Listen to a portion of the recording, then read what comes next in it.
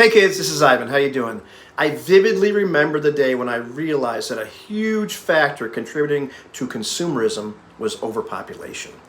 A friend of mine was bemoaning the state of the world, talking about how we're such a consumer society and why can't we all live simpler and make do with less and all that kind of stuff. It's not like I hadn't heard these discussions a million times before, but for whatever reason on that day I was compelled to really take a look at this and think some more and examine why does this consumerism exist. And it's not just that we're getting those messages like in They Live, buy and consume. We certainly are. But I realized it went deeper than that, and it was the dynamic of overpopulation, coupled with land ownership.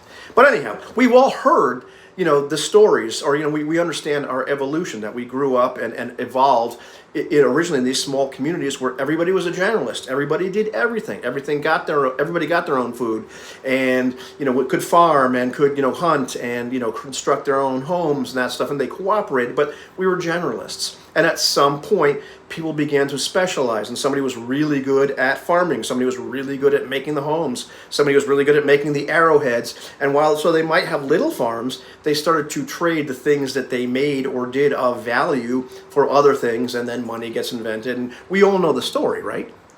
However, the concept of land ownership predates us. You can watch bands of chimpanzees, vigorously defend their territories from each other.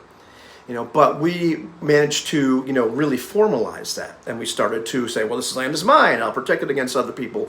However, there's still a lot of land. And so at some point, if all the jobs are taken in your community, everybody's doing all these things of value. There's not, you're born, and now there's nothing left for you to do. The population is starting to expand. Well, you move.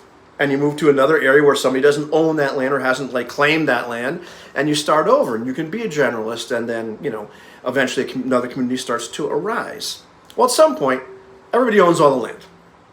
But the population keeps increasing and increasing and increasing. And you're born into this society, all the functions are taken. What do you do? What do you do? Because, human beings are not altruistic enough to just feed and, house and clothe and provide all the basic necessities for this new group of people that don't actually have a function in the society. So the only thing that's left for you to do at this point is to create something that of value, or you have to convince the people that it has value, so you can trade this item for the stuff you need via money or just via direct trade. And just, continue to advance time to where we are now, where there's billions of people. And in terms of meeting our basic needs, well, all of the jobs are taken. There's people that make houses, there's people that grow the food, en masse. And so for a lot of us, it's like, well, what are you going to do when you grow up? What are you going to be when you grow up? I don't know, but there's a function. Well, is there a function? I don't know. Is there something I can do? What am I going to be able to do to live? And so we have to keep on creating these products and services and things that, and convince people that they're valuable, so they buy them so that we can buy the basic necessities and maybe buy the other things that other people have convinced us are valuable. You see what I mean?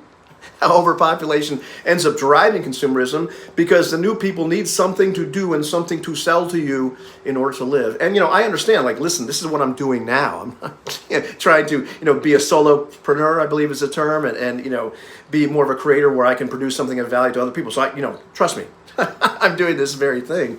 But it was really kind of one of those mind-blown moments when I realized this. I could be very late to the party. People, if you're an economics expert, you may say, hey, Ivan, we've known this for 100 years or 50 years.